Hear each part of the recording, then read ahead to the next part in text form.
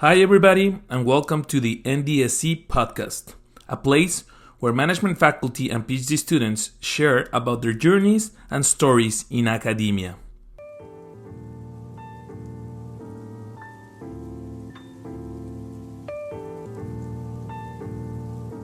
Before we start with our next episode and talk with our next guest, I want to thank one of our main sponsors for this year. And this is the Research Methods Division of AOM, right? So maybe we all know already that AOM has 20-something different divisions, and one of those is the Research Methods Division. And this year they were super generous, right? And we're one of our top sponsors. Thank you to the Research Methods Division. I'm going to share the link right at the bottom of our podcast episode, right? And you can check out the division website. They offer tons of stuff, right? They offer, if you are a member of their division, right, you have access to their newsletter and their listserv, right? And they have a partnership with the Organizational Research Methods Journal. They organize PDWs, paper sessions, symposiums at the annual meeting.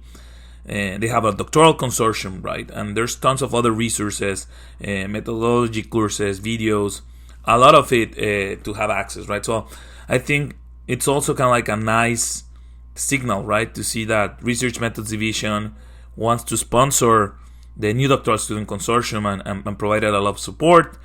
Again, this ethos in the field of having our students receive the best training possible. So thanks again to the Research Methods Division, to everybody that is a member there and supported the new doctoral student consortium. Hi everybody, and welcome to this last interview that I'm recording here at AOM, Academy of Management meeting in Boston. This time I'm by myself. I don't have anybody else from my team, but I have an amazing guest. I have Matt Wood from Oklahoma University. Matt, thanks for being with me. Yeah, happy to be here. Thanks. So Matt, something that I always like to start with is before kind of getting into research, academia, university setting. Tell me something about you that has nothing to do with research, with academia, right? Maybe a hobby, something that you do in your free time, something about math, right? Yeah. Well, I think, from a hobby perspective, so I've always been, played football in high school and college. I've always been into kind of weightlifting and working out. So that's something that's been consistent for, many years now. So that's something that I always like to do. But something that my wife and I like to do is we have an RV, and we like to do a lot of RV traveling. And so one of the things that's really nice about this profession is that, we've got flexibility in the summer. And so we usually spend a lot of time in our RV traveling, many miles, going different places, a lot of national parks and that kind of thing. And so I have an office set up. I can work, in my RV. But at the same time, we can go, explore and hike and do all these kinds of things. So it's a lot of fun to be able to do that. So yeah, I'm a big RVer and spend a lot of time in RV traveling, so it's a lot of fun. Nice. Yeah. So you talked about football a little bit. So now you're a Sooner, right? And that's a nice team to cheer for. But yeah.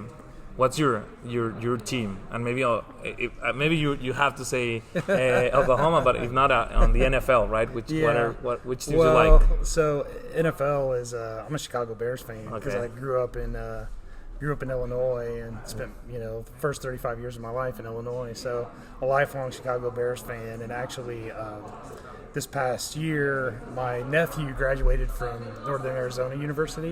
He played football. Lumberjacks. He was a Lumberjack, and he got signed by the Chicago Bears. Oh. So he got cut after the third preseason game. But I was able to go to Chicago Bears training camp and sit in the family area and go out on the practice field with him and all that. And so it was like, I was like a kid at Christmas, like a 10-year-old kid going awesome. to Bears training camp. So lifelong Chicago Bears fan. So that's awesome. Huge football fan. Thanks for sharing that with us. Yeah, sure. So now getting into the topic, right? The first question I always ask is how you ended up here, right? What was the crazy thing that said, I want to become an academic, I want to become a professor, and maybe what was a little bit of that pathway, right? Yeah. So I was an entrepreneur before I got into this. So I owned a commercial printing business in Illinois, and the business was growing, doing well, and we had we were kind of in that phase where we had gone from, like 15 employees to 25 employees, and you're getting to a place where you really have to have standardized processes. Like you can't, there's certain things you can operate when you're small and you can't when you're large. So I decided to enroll in the executive MBA program at Bradley University in Peoria, Illinois. And during that, it was all day Friday, all day Saturday, every other weekend for 18 months. And so I'm in this executive MBA program. I'm surrounded by a bunch of people that are executives at places like Caterpillar and State Farm. And, they were traveling to Singapore for meetings and doing all these things. And I was kind of jealous of that a little bit, And then I'm sitting there and I'm just loving everything I'm learning, everything I'm doing. And I really started to reflect on this and talk to my wife about it. And I said, I'm happiest when I'm at school. It's like, the learning piece of it, the interacting with all these people, every week I just look forward to it so much, And so I thought, well, what's after an MBA, So as a PhD, I'm like, well, maybe I'll do that. Not having any, understanding of what a PhD I know that perfectly. Yeah. So I started to look into it. So I started asking my professors at Bradley about PhD, and they're like, well, it's a research degree. It's not an MBA plus, continuation MBA. And I'm really? So they're like, they gave me some research articles to read, and they're like, go read these and see kind of what you think. And I read them. I'm like, I don't understand the statistics and some of these other things, but I found them to be interesting. And so I kind of started looking into this, and so I'm like, man, they started talking to me about the shortage of entrepreneurship faculty, that they're just, this was 2000 and I started my PhD in 2006, so this was like 2005. And they're like, there's just not enough quality, faculty. There's just not enough faculty, for this. And so I thought, well, I've got this business experience. I think I have the capabilities to do this. I'd like to teach. This seems like something I could do. And I remember this. I said to one of the faculty members who I knew pretty well, I said, but I can't make $50,000 a year. Like I'm not willing to do that, Yeah. And he said, no, it's a little bit better than that. And I'm like, oh, well, all right, let's talk about this, So I actually started talking to my wife. We had our business, and, we decided to put it up for sale, to sell the business. It wasn't that I sold my business and decided to get a PhD. I put my business up for sale so that I could go do a PhD. Wow, yeah. And it was a huge commitment because our business was doing well. We were in a comfortable, life, and it just felt like a calling to me to do this. And God bless my wife, she's like, okay, well, if this is, where we're supposed to go, then, this is what we'll do. So we put the business up for sale, and we're able to sell it pretty quickly, actually. And then I started a PhD program at Southern Illinois in 2006, and even that I was out of cycle with applying, because when I sold my business and when I could leave the business after the kind of consulting agreement part of it. So yeah, it took a while to kind of put all those pieces together. So, I actually contacted the faculty at Southern Illinois, and they're like, well, we have a spot, but we don't have any funding. So you'd have to pay your own way. And I said, that's fine. I'll pay my own way.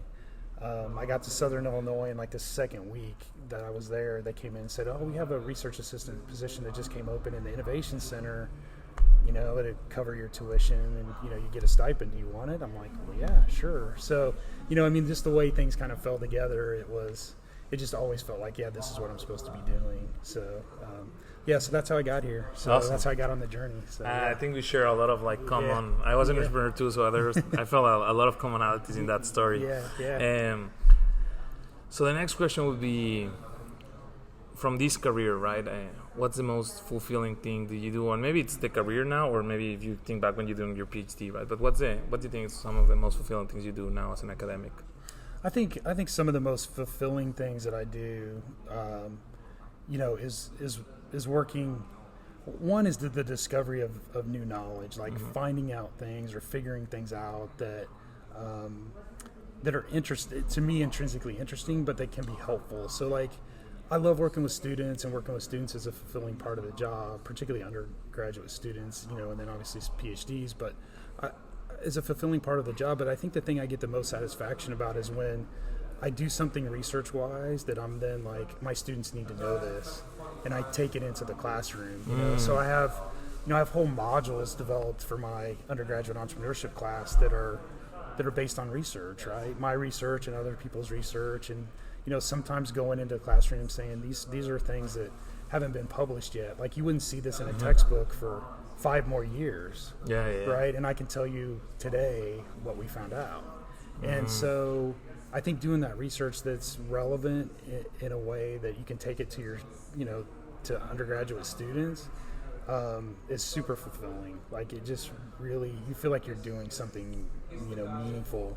You're able to share with them something that nobody else really knows, right? We've discovered this, we have these findings, we have empirical findings.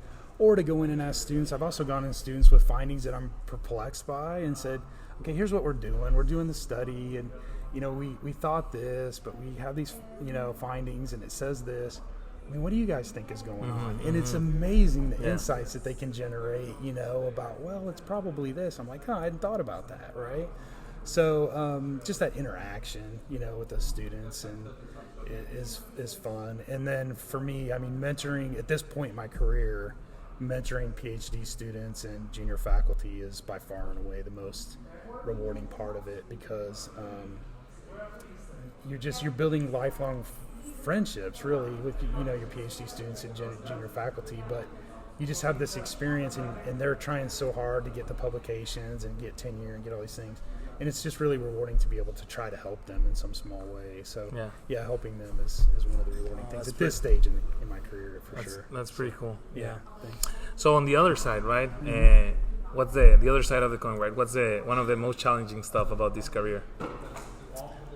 Time. There's not enough of it, Yes. I mean, trying to, help working with PhD students, junior faculty, trying to do these things, it takes a lot of time, which is fine. But as you progress in your career, there's just a lot of other responsibilities. You're helping run your department, you're helping run the university, you're part of this bigger community, and you have to do your piece of it. So, it's everything you're doing as a PhD student, right? Then you add more teaching, and then you add running search committees, and then you add, running a PhD program, and none of it really goes away. It's just additive, right? So, so you just don't have enough time, and I think that's the feeling, that kind of, you can get overwhelmed with all the kinds of responsibilities that you have, but it's okay in the sense that all the things that you're doing are important. They need to be done, so they're fulfilling. But I think it's just time. Not enough time is the perception you don't have enough time anyway is the most challenging. I always heard that, right? I'm a busy student, and I always heard like, well, this is when you're gonna have the most time. I'm like, which what? is you can't conceive of, right? Like, what? There's not enough time, right? So So that problem unfortunately doesn't get much better. So maybe what's I always like to ask what's kind of like a great advice you received, maybe as a PhD student, maybe now as a faculty, or even before, right? That has helped you for your life. Yeah. So I think one of the best pieces of advice that I've got that just immediately, when you ask that, immediately kind of comes to mind, actually has to do with publishing research. It was a question that I posed to Dean Shepard, when I was a PhD student, and it was, okay, I'm working on these different projects. I've got projects in different stages. Some are new, some, maybe there's an R&R, right? And how do I prioritize? Like, how do I know which projects I should be spending my most time? And he said to me, that he always prioritized the thing that was closest to publication. So if you haven't revised and resubmit, that's your number one priority, right? And then you work your way back through the chain, but you're always working on the thing that's closest to publication when it's on your desk. And I just found that to be, I've followed that to the letter. And so when I get an R&R, as soon as it comes in, I immediately start working on it, right? And it's just proven to be such helpful advice in terms of kind of creating a decision rule, so that I don't have to think, should I work on this or should I work on that? I just ask myself the question, which one's the closest to publication? Okay, I'm doing that, right? And that's just been a super helpful piece of advice that he gave me. So, Dean's great in that. Yeah, that's a great advice. Yeah. Great advice. Yeah. similar to that question, I would ask then, kind of like, what's a resource, right, that maybe you share with your PhD students that you think it's valuable in the field? So there are two things that come to mind. And so one is directly related to the research and publishing research. And the first one is there's an article by Locke, Gold, and Biddle. Locke and Gold and Biddle. It's a 1997, I think, AMJ article where they talk about this idea of coherence and establishing coherence. And so what they did is they reviewed a bunch of articles that were published in top journals and looked at how the papers were positioned. And they come up with these different kinds of, they call it intertextual coherence, which is, you can spot a gap in the literature. So they call it an incompleteness problem.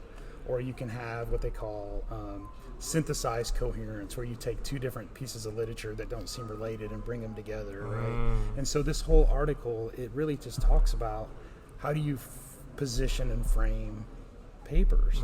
And it's just been, it was so helpful for me as a PhD student trying to learn how to frame this and see. They basically had just said, look, we just looked at the top articles to see how they did it and it pulled themes out, and here's how they did it. And there's like 3 different ways to do it, problematize the literature, and there's these 3 ways to problematize.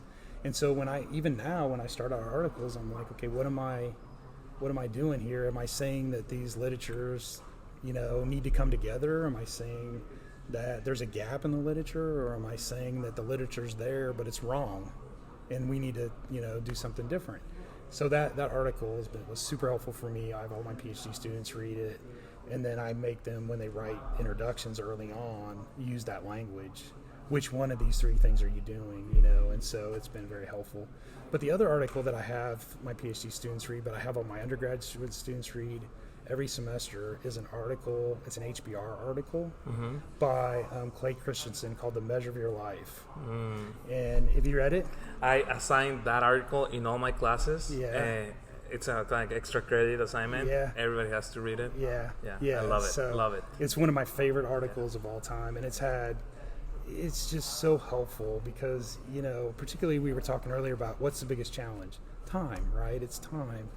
And we get focused as academics on, publications, and we get focused on our status, in the field. I mean, we're in a business where you kind of have to self-promote, and, I'm not super comfortable doing that, and you may not be either, others may not be, but it's kind of part of the business, right? And so that article talks about the measure of your life being the number of people that you helped along the way. It's not money, it's not prestige, it's not fame, it's not any of that. It's the number of people that you helped along the way.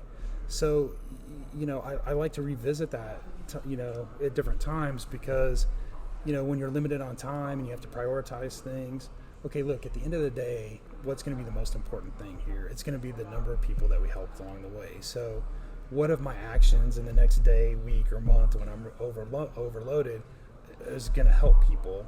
And then that's the thing to focus on. And so I think it's helpful for PhD students. In PhD program, you just got all this stuff coming at you. You're trying to find your footing. You're trying to figure this out. And you got to remember that we're academics, we're teachers, we help people. Yes, right? yes. And so our research, our teaching should help people. The rest of it we'll figure out, right? So that's why I just love that. I love that article for my PhD students, but my undergrads read it, and then we always have one class where we stop in the middle of the semester and talk about that. That's very and nice. My students are always comment that that's one of their favorite classes of the semester. Yeah. Probably for you too. Probably. I love, and what I do when I teach on the fall semester, I leave it as an extra credit, but they have to do it right before Thanksgiving break, and kind of like part of the assignment is talk about it during Thanksgiving. So they have to kind of like write a little reflection of like when you discussed it in Thanksgiving with your family or whoever you met, what happened, right? So it's kind of like that's taking it a step further than I thought about. I love that. So, but it's an extra credit, right? But in the fall, there's a deadline, right? And you have to do it for Thanksgiving. That's such a great idea. Yeah, so I think it's a nice way to... I might steal that. No, yeah, for sure. Thank you. So that's, I learned about that because my advisor made me read it in the PhD program. So I think it's awesome. I'm 100% loving that advice. And what I'll do is I'll share the links of both articles Okay. at the bottom of Okay. the link for your episode. Okay. So, just to finish, right? Last questions. yeah. Well, because last question, I always try to kind of like do something tailored Yeah, to sure. the interviewee. Sure. We little workshop this question already. Yeah. And it's a little bit of your path, right? You Yeah. graduated. You shared with me a little bit of your path, right, after Right. you graduated, and how Right. that. And I think what I found really interesting on what Matt's about to share is sometimes you apply to PhD programs and you have maybe an idea, right, of your program, of who you're working, but then you go into it and you discover a lot of rules, a lot of like systematic, I don't know, right, structures, I don't know what to call it, right? And then you feel like, well, maybe I'm very limited, I'm very constraining. Now what are my options are, right? And I think what you're going to share really opens to, I mean, maybe, how to workshop, right? And then I think you'll share a little bit about the difference between being in like a more balanced or teaching school or a more research-oriented school. So I think when you share that with me, I think that's amazing, and I would love for you to share a little bit of that. Yeah, no, thanks for the chance to share that. So, yeah, I got my PhD at Southern Illinois University, and I got great training. There's great faculty, great training, but it's not an entrepreneurship, program. There wasn't anybody really doing entrepreneurship work. I did most of my work with Bill McKinley, who was an organization theorist and a phenomenal scholar. So thankful for him and the work that we did. But one of the limitations of this is that none of the faculty had connections. Nobody could introduce me to anybody in the field of entrepreneurship. So I went to my first academy meeting, and I met Mike Haney, who's at Syracuse University, was a couple years ahead of me in the PhD process. And I was explaining to this, and I said, how do I position myself in the market as an entrepreneurship scholar when I'm at a school that's not an entrepreneurship school, and we have no entrepreneurship faculty, nobody knows anybody. And he said the first thing I would do is go to the Babson Entrepreneurship Research Conference. I'm like, okay. So I submitted a paper and went to the Babson Entrepreneurship Conference in 2006, knowing absolutely nobody, just walking into there, not knowing a soul. And it's been such a warm and welcoming community. People have been so nice, so supportive. It was that way then, it's that way now. I hope we can hang on to that for forever as we grow. But people were just so supportive and so helpful. So I worked at trying to do that, but the reality is that, I just couldn't get an entrepreneurship faculty position at a Research One school, even with some good publications, for a variety of reasons. So I accepted a position at the University of North Carolina, Wilmington, which was a 3-3 teaching, not a teaching school, but a more teaching than research school, right? A 3-3 school, great place, great people, loved it there. But research is not, rewarded. You don't have a community of scholars. And I wanted to be with an entrepreneurship group, So I had some success publishing there and, kind of paid my dues there. And once you're out of your PhD program and you have your first job, where you got your PhD matters far less for your second job than it does for your first job, right? So then I interviewed and got the job offer at Baylor, which was one of the top entrepreneurship, programs. Yes. And was thrilled. I mean, I felt like I won the lottery, when I got to go to Baylor. Great people, had much more of a research environment, less teaching, more research, had an opportunity to really flourish there and spent, 10 years there. And then just, a year ago moved to the University of Oklahoma to help do some things with that program there. So I think that, having been in these different environments, one of the messages that I would like to give to the audience is that you can move up. Like, whatever your first job is coming out of your PhD program, does not determine the rest of your life. I mean, you have agency. There's things that you can do. And that, going into that first job, it may not be the place that you envision yourself being forever, but they're paying you to do a job. You need to do it well and to the best of your ability. And if you do that, then other opportunities will open and you can move. So I think you're right. I think when you go into a PhD program, I had no sense of how it all really worked. Yeah. Right. And that, I mean, I knew that some programs were kind of, more well-known than others, but like, that there wouldn't be anybody doing entrepreneurship, and that would be important to me, and that there wouldn't be a network there, and that would be important.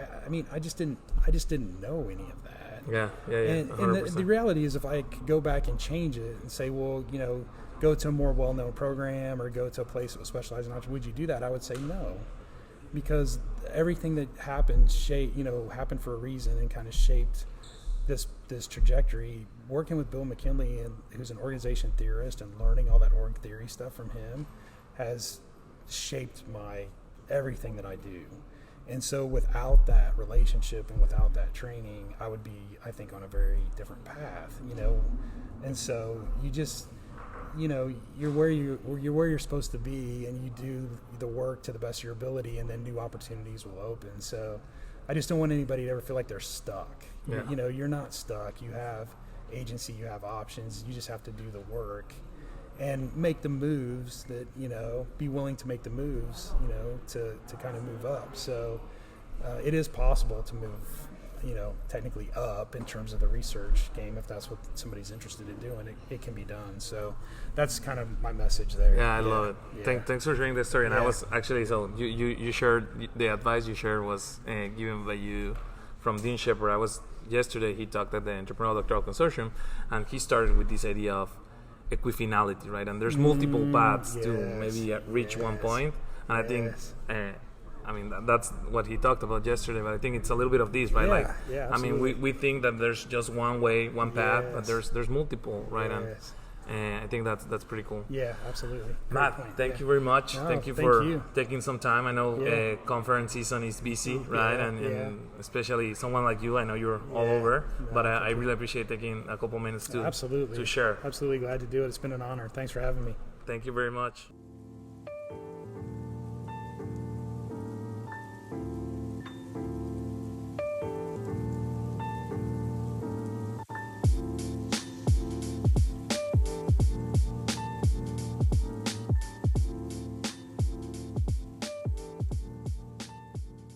Hi